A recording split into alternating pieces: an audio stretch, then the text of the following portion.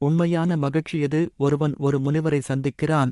கையில் ஒரு பட்டாம்பூச்சியை வைத்து மூடிக்கொண்டு, இந்த பட்டாம்பூச்சி உயிருடன் உள்ளதா, இல்லை இறந்து விட்டதா சுவாமி ஜி என்றான். இவன் திட்டம் உயிருடன் இருக்கிறது என்றால் ஓரே நசுக்கு நசுக்கிக் கொன்றுவிட வேண்டும்.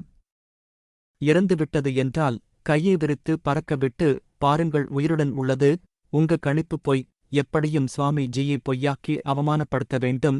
இது அவன் திட்டம். சுவாமி மென்மையா சிரித்து, தம்பி, அது உயிருடன் இருப்பதும் இறந்து போவதும் உன் கையில்தான் உள்ளது என்றார்.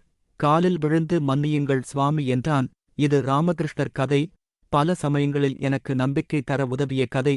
வாழ்க்கையில் இப்படி பல நேரங்களில், பல சூழல்களில் நம்மைச் சுற்றி ஒரு சிலர் நம்மை முட்டாளாக்க விரும்புவார்கள். எது செய்தாலும் ஒரு விமர்சனம், நையாண்டி. சில சமயம் பழகும் நண்பர்கள் தாக்கம் டாமினேட் செய்யும். சும்மாவா சொன்னார்கள், சேரிடம் அறிந்து சேர் என்று. கிராமத்தில் எங்க வீட்டை திறந்தால் உள்ளே ஹாலில் ஜன்னல் திறந்ததும் அப்படி ஒரு ஜில் காற்று வீசும்.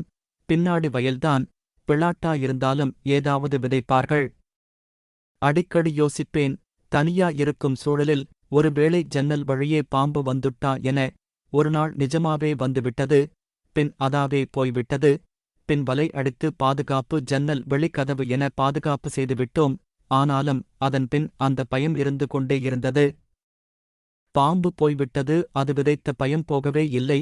இப்படித்தான் மோசமான சில மனிதர்கள் தாக்கமே நம் நிம்மதியை கொஞ்சம் கொஞ்சமா அழித்துவிடும். நாம் சந்தோஷமா இருப்பதும் துக்கமா இன்னொருவரால் அல்ல, நம் கையில்தான் உள்ளது. நம் சந்தோஷம் தொலைக்க பல சூழல் வரலாம். அதற்கு முக்கியம் கொடுத்துவிட்டால் நாம் தோற்றுவிடுவோம். கொடுப்பவர்கள் ஜெயித்து விடுவார்கள்.